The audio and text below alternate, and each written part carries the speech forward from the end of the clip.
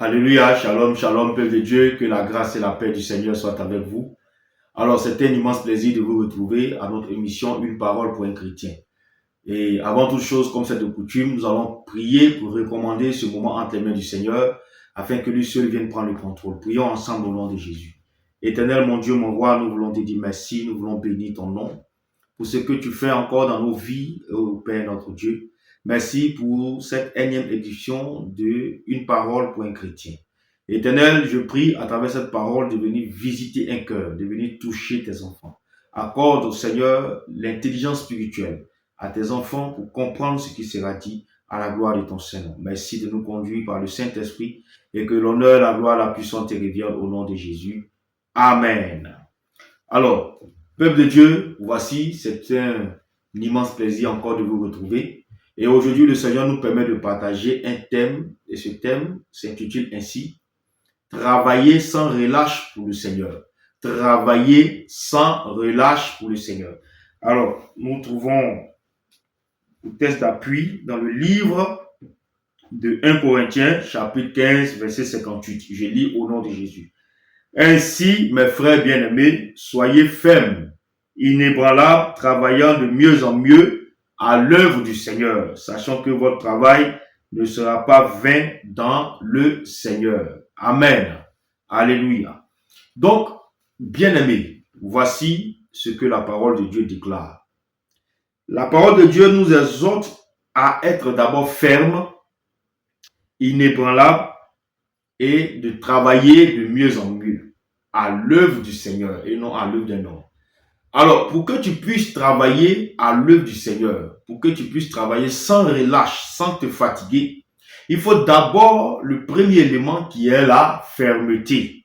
Il faut être ferme parce que dans ta marche chrétienne, l'ennemi viendra te proposer des choses. L'ennemi viendra te détourner du chemin que le Seigneur a tracé pour toi. L'ennemi viendra te retirer de là où l'Éternel Dieu t'a positionné, t'a mis. L'ennemi viendra pour travailler dans ton cœur et te désorienter. Donc, la première des choses qu'il faut pour pouvoir travailler sans relâche pour le Seigneur, il faut la fermeté. Tu ne peux pas travailler sans relâche pour le Seigneur si tu n'as pas la fermeté dans ton cœur et en toi. C'est-à-dire, la fermeté, c'est quoi? Le chemin que Dieu a tracé, ce que Dieu t'a dit au départ, tu restes dessus jusqu'à ce que l'Éternel vienne te faire changer de direction. Amen. Mais ne change pas de direction si Dieu t'a pas ordonné, si l'Éternel t'a pas dit de changer de direction, ne le fais pas. Donc tu dois garder ce que tu as entendu au départ de la part du Seigneur et ne pas te laisser ébranler par quoi que ce soit ou par quel tel événement qu'il soit. Alléluia. Et c'est là que intervient la fermeté. La deuxième vertu, le deuxième caractère qu'il faut avoir pour pouvoir travailler sans relâche le Seigneur, il faut être inébranlable. Que ni la tribulation, ni les persécutions, ni ce que tu vas traverser comme épreuve ne viennent te faire vaciller, ne viennent te faire tomber, ne viennent t'empêcher de rester sur le chemin.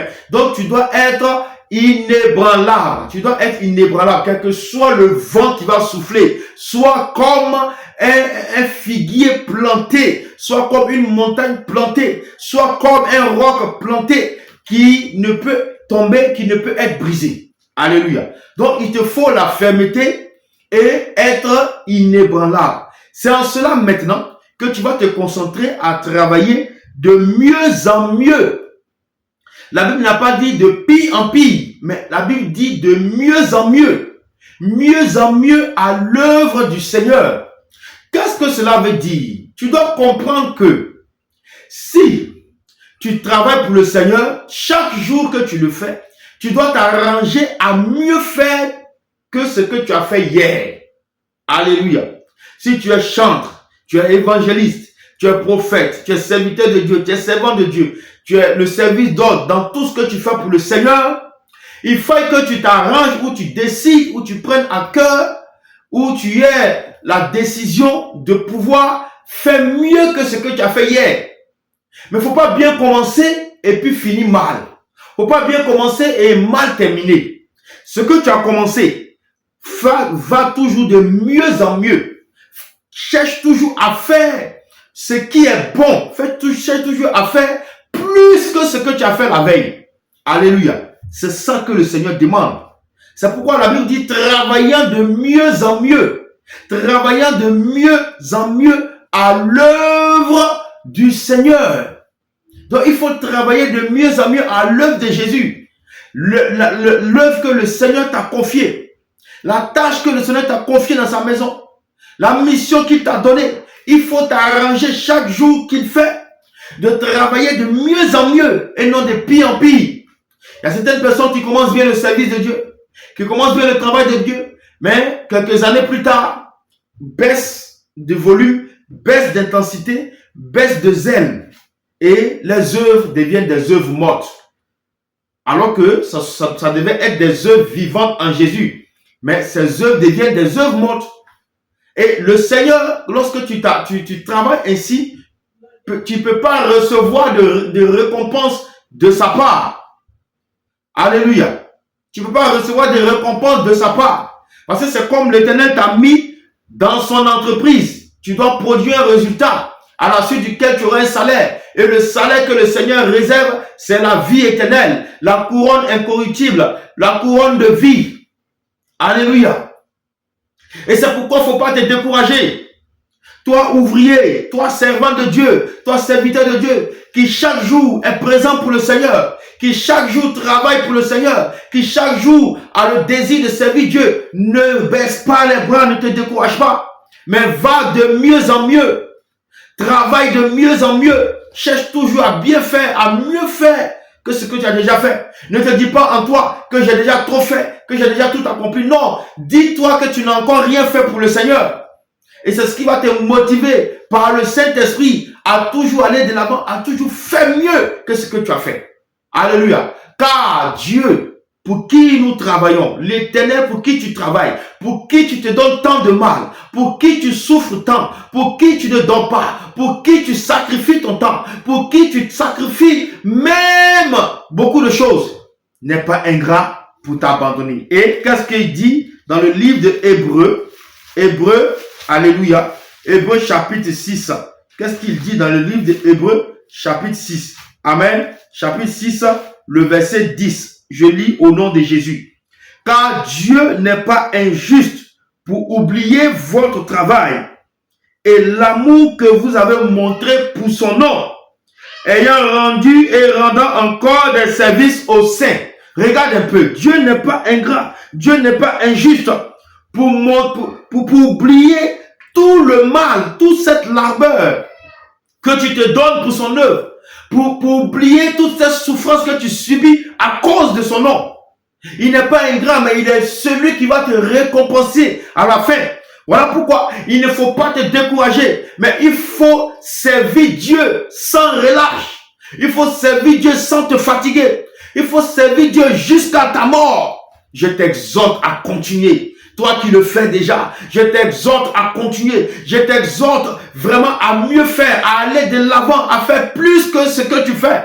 Je t'exhorte à continuer. Je t'exhorte à continuer. Je t'exhorte à continuer. Je t'exhorte à aller de l'avant. Je t'exhorte vivement à travailler de mieux en mieux. Bien-aimé, fortifie-toi dans le Seigneur. Fortifie-toi et continue le travail pour lequel Dieu t'a envoyé sur terre. Ne regarde ni à gauche ni à droite, ni ce qui peut se passer autour de toi, mais concentre-toi sur ce que Dieu t'a demandé de faire.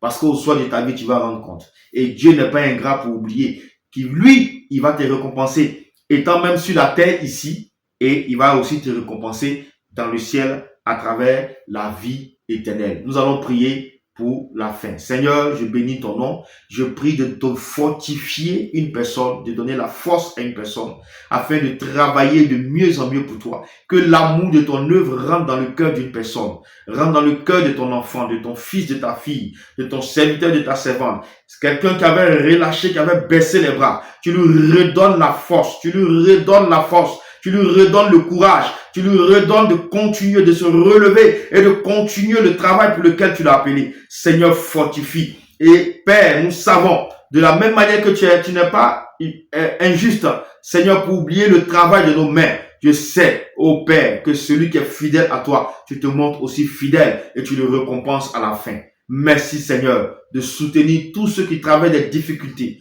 tous les ministres de Dieu, tous les serviteurs de Dieu, les servants de Dieu, les chrétiens, Seigneur, des brebis qui travaillent des difficultés. Seigneur, chose qui a entraîné le manque, les baisses de zèle et les baisses d'engouement dans ton œuvre. Je prie de leur redonner la force, de les fortifier et de leur redonner, Seigneur, cette force dont ils auront besoin pour pouvoir continuer ton travail. Merci parce que tu le fais. Que la gloire, l'honneur te revienne. Au nom de Jésus, nous avons prié. Amen. Peuple de Dieu, nous avons été très heureux d'être à votre compagnie. Nous vous disons à très bientôt pour une prochaine édition de notre émission Une parole pour un chrétien. D'ici là, dans vos maisons, dans vos familles, dans vos activités, dans vos finances, dans vos vies spirituelles, que la grâce, la paix, la miséricorde et la bonté de Dieu soient avec vous au nom de Jésus-Christ notre Seigneur. Shalom, shalom, shalom.